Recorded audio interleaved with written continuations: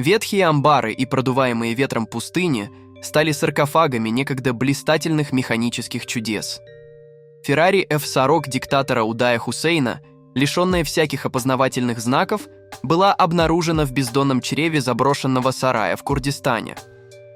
В подобном заточении томился DeLorian в состоянии первозданной сохранности. Его единственным обитателем была беззаботная мышь, а пески Дубая хранили скорбную тайну брошенной Феррари, ее безмолвные формы, некогда олицетворявшие роскошь и скорость, теперь стали грубым напоминанием о мимолетности богатства. Эти истории, сплетенные из интриги и трагедии, рисуют мрачную картину забвения и разочарования, где когда-то гордые суперкары обречены на безвременное заточение в неподходящих для них местах. Ferrari F40 Удая Хусейна. Удай Хусейн был не из тех парней, с которыми хочется иметь что-либо общее. Старший сын иракского президента Саддама Хусейна был безжалостным, жестоким и неуравновешенным человеком, обвиняемым в совершении стольких ужасных преступлений, что даже его отцу не один раз приходилось усмирять непокорное чадо. Удай питал слабость к быстрым машинам. У него была обширная коллекция экзотических автомобилей, в которую входили такие редкие машины, как Ferrari F40 и Lamborghini LM002. И еще много интересных экземпляров. Если можешь себе такое позволить, то почему бы и нет? История гласит, что в какой-то момент Саддам так разозлился на плохое поведение и эксцессы своего сына, что лично поджег гараж, в котором стояло много машин отпрыска. Дальше воспитанием занялось уже целое государство. Соединенные Штаты вторглись в Ирак в 2003 году. Удай приказал своим приспешникам сжечь всю коллекцию, а не отдавать ее дяде Сэму. Очевидно, не все машины были уничтожены, и Ferrari F40 каким-то образом избежал ада, которым в то время был Багдад. Однако никто не знал о его местонахождении со времен войны. Вот тут история становится по-настоящему интересной. Все началось в 2013 году, когда на одном из международных интернет-форумов, где была ветка о брошенных машинах, появилась фотография итальянского суперкара. Снимки заинтересовали автолюбителя иракского происхождения из Стокгольма. Он отправился в город Эрбиль, столицу иракского Курдистана. Оказавшись на месте, он наконец увидел то, что до этого момента казалось миражом – Ferrari F40 Удая Хусейна. Были сделаны фотографии, да и автомобиль на тот момент был в плачевном состоянии. До того, как были сделаны эти снимки, автомобиль побывал в Турции, где пытались его восстановить.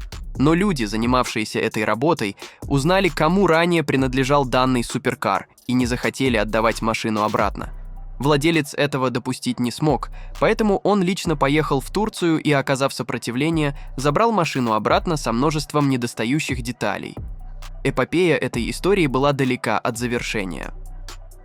Автолюбитель начал искать способы купить F40. Владелец изначально согласился продать за $300 тысяч в невосстановленном состоянии. Однако возникла большая проблема, решение которой швед не мог найти. Как легально перевести Ferrari из Ирака в Швецию, учитывая то, что владелец не хотел, чтобы его признавали продавцом, а документов на авто не существовало, и еще в качестве оплаты он хотел только наличные. Получить необходимые документы оказалось невозможно. Сделка не состоялась, швед сделал лишь фото, с которыми он и вернулся домой. Тем временем автомобиль в Ираке прошел надлежащую реставрацию, но теперь владелец уже хотел $1 150 000 за свой экземпляр. Затем блогер из Англии попытался купить авто, но сделка по его доставке в Великобританию была отменена. Цена авто, логистика при транспортировке, а также выполнение дальнейшего восстановления было слишком сложным и дорогостоящим вложением по сравнению с выгодами. Суперкар, пробежавший всего 3700 километров, был переведен в более безопасный гараж. Сестра Удая, Рогат, которая живет в Иордании, сделала пост в Твиттере, пригрозив подать в суд на любого, кто завладеет личной собственностью ее семьи. История F40 семьи Хусейнов еще не окончена. Aston Martin DB5 из сарая. А вот и другая легенда и другая история. Редкий Aston Martin был обнаружен брошенным в сарае, кишащим мышами, где он пролежал нетронутым более 40 лет. Полуразрушенный Aston Martin DB5, построенный в 1971 году, был обнаружен в старом сарае в Англии. Пробег на одометре составлял чуть более 9600 километров. Автомобиль с бело-золотым салоном после реставрации может стоить до $215 тысяч. Это связано с тем, что у него механическая коробка передач, что делает его одним из всего 120 произведенных. Предполагалось, что автомобиль, похожий на тот, что был показан в фильме о Джеймсе Бонде о секретной службе Ее Величества, был заперт в сарае по крайней мере с 1979 года. Когда его обнаружили, он был поврежден молью и мышами. О невероятной находке стало известно, когда бывший владелец автомобиля скончался, а его брат обратился в реставрационную компанию, чтобы узнать, не заинтересуются ли они его покупкой. Автомобиль сразу же был приобретен автолюбителем, пожелавшим остаться неизвестным. Квалифицированные реставраторы приступили к возвращению автомобилю былой славы. Весь автомобиль сохранился в исключительном состоянии, с оригинальными панелями и краской, которые просто почистили и отполировали. Состояние автомобиля связано с тем, что он находился в абсолютно сухом помещении и имел достаточную вентиляцию. Новый владелец сказал: «Я с нетерпением жду возможности впервые за более чем 40 лет выехать на нем на дорогу». Еще одна группа, занимающаяся реставрацией классических автомобилей, недавно обнаружила взрыв из прошлого, когда они нашли оригинальный DeLorian 1981 года выпуска, стоящий в сарае на юге США. Что еще более удивительно, автомобиль, превратившийся в культурный феномен благодаря фильму «Назад в будущее», был почти в идеальном состоянии, хотя и немного грязноват. Владелец реставрационной компании рассказал, что впервые услышал о нетронутом автомобиле от племянника владельца, сообщившего ему, что они хотят его продать. Удивительно, но у DeLorian сохранились все оригинальные детали 1981 года выпуска, и с момента постройки он проехал всего 1570 километров. Тем не менее, он был не совсем готов к движению по дорогам. Когда его открыли, и первое, что увидели, была мышь, скользящая по центральной консоли. Вся машина была покрыта пылью и нуждалась в серьезной чистке, но она была в хорошем состоянии. У этого автомобиля практически нет повреждений от солнца. Состояние кожи, приборов на панели и множество мест, где они могли бы быть практически идеальны. Довести машину до идеала из такого состояния – это просто приключение, в котором каждый хочет поучаствовать. Похоже, чтобы стать потрясающим суперкаром, этому DeLorian требуется всего лишь тщательный детейлинг. Lamborghini Miura в гараже отеля Hilton в Афинах. А вот и следующая заброшка. До того, как жениться на Джеки Кеннеди, Аристотель Онассис был богатым плейбоем из Греции, который любил коллекционировать дорогие игрушки. В 1969 году он купил Lamborghini Miura P 400C 1969 года выпуска с коричневым металлическим отливом. Если какой-либо автомобиль и мог олицетворять динамичный стиль жизни того времени, то это была Miura, один из лучших дизайнов Бёртоне, представленный на Женевском автосалоне в 1966 году. Он может остановить движение на богатых улицах Нью-Йорка, Лондона или Парижа. 3,9-литровый двигатель V12 с поперечной установкой, производящий около 375 лошадиных сил в конфигурации P400C, придавал автомобилю характеристики, соответствующие его эффектной внешности с низкой посадкой. Этот автомобиль имел электрические стеклоподъемники и улучшенный двигатель. Он был оснащен дополнительным кондиционером, незаменимым в таком жарком климате. Уникальными являются выгравированные вентиляционные отверстия из металла, ручка для пассажира, рычаг переключения передач, электрические переключатели стеклоподъемников и замок зажигания. Выступ рулевого колеса также украшен дополнительной гравировкой, выполненной на заказ. Хорошо известные реснички вокруг фар были сделаны также из металла. Только смелый человек сможет использовать этот суперкар в полной мере. И Онассис подарил ламбу греческому певцу Стаматису Какатасу. Тот вполне мог быть таким человеком, поскольку он был очень способным раллийным гонщиком и любителем быстрых автомобилей. В 70-х годах у него была обширная коллекция, финансировавшаяся за счет его певческой карьеры. Стаматис проехал 80 тысяч километров на машине, когда отказал двигатель. Певец отправил двигатель на завод Lamborghini для ремонта. Тем временем он припарковал Миура в гараже отеля «Хилтон» в Афинах. По какой-то причине никто не заплатил заводу за их работу, поэтому двигатель столько лет хранился в качестве залога в Италии. Кузов машины простоял на парковке «Хилтон» 30 лет. Наконец, Lamborghini договорилась о воссоединении двигателя и кузова и продала их с аукциона в 2012 году. За него было заплачено около 480 тысяч долларов. Следующим в моем списке будет Rolls-Royce Phantom Centurion за 550 тысяч долларов.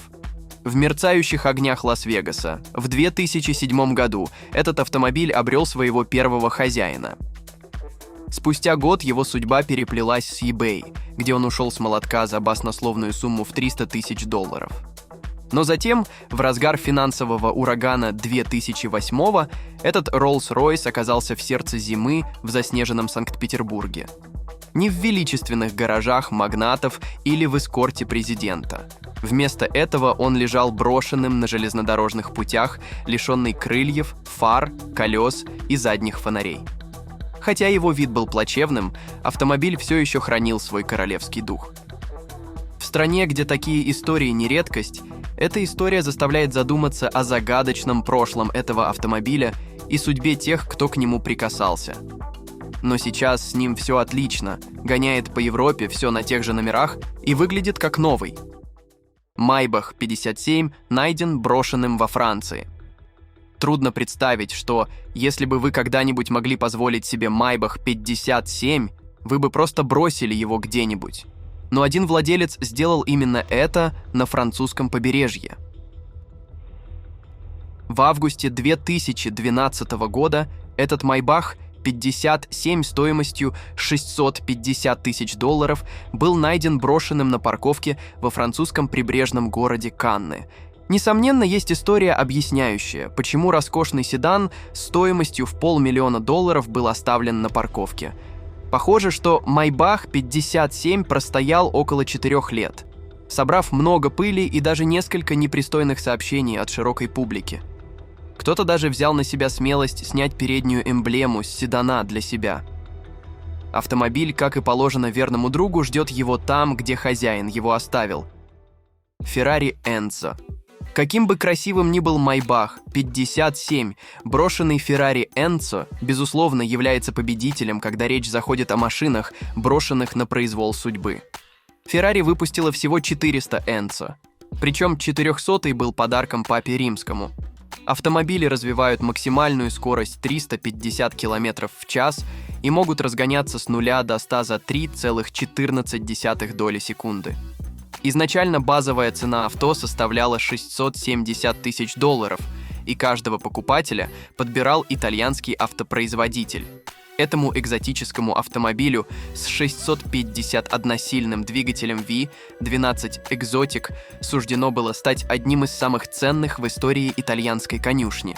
Чтобы быть владельцем Enzo, нужно было обладать как минимум 2 другими Ferrari и быть хорошо известным в компании не менее 10 лет. К сожалению, после мирового экономического кризиса, который начался в 2008 году, куча Enzo начала выставляться на продажу, и стандарты владения были значительно снижены. Это объясняет, как анонимный гражданин Великобритании, проживающий в Дубае, смог приобрести один из этих редких шедевров. Очевидно, эмигрант, купивший авто, редко соблюдал правила движения и знаки парковки. Ему каким-то образом удалось заработать 30 тысяч долларов штрафов за нарушение правил дорожного законодательства и штрафах за парковку. Но я знаю, о чем вы думаете, ведь 30 тысяч долларов – это мелочь на карманные расходы для того, кто может позволить себе Ferrari стоимостью 1 600 000 долларов, верно? Что ж, оказывается, не деньги были причиной, по которой владелец бросил свой Enzo на 20 месяцев на жаркой и пыльной парковке Дубая. Он сделал это, чтобы не попасть в тюрьму. В Дубае невыплаченный долг правительству считается серьезным преступлением, которое часто карается тюремным заключением.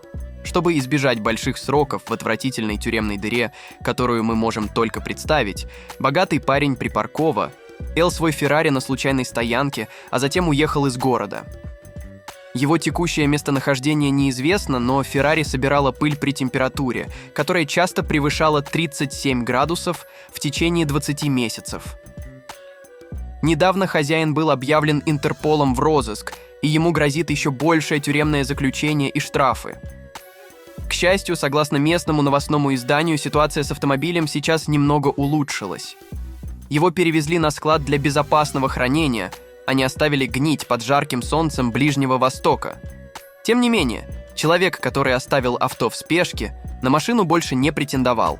Вместо его на суперкар претендует ряд сторон, и именно по этой причине он находится в подвешенном состоянии.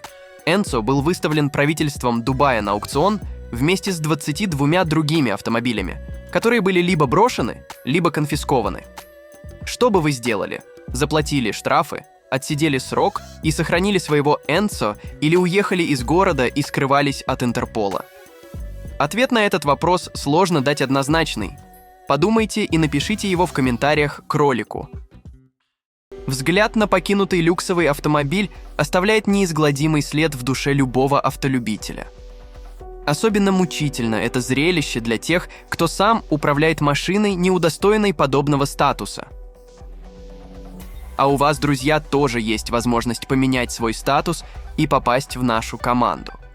Если вы владеете навыками видеомонтажа, можете озвучивать ролики на русском, английском и других языках, или же пишите интересные сценарии, мы будем рады с вами поработать. Пишите в нашего телеграм-бота. Ссылка в описании.